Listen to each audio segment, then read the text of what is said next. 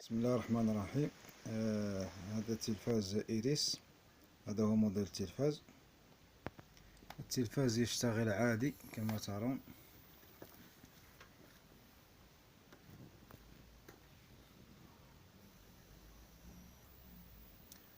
التلفاز يشتغل عادي لكنه لا يوجد به صوت.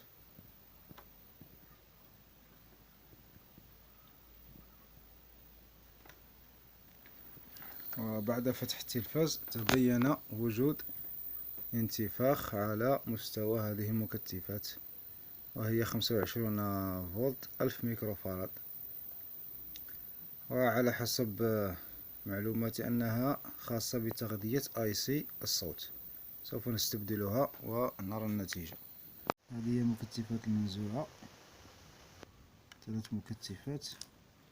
سوف أستبدلها بهذه إن شاء الله في هذا المكان. الآن سوف نجرب التلفاز.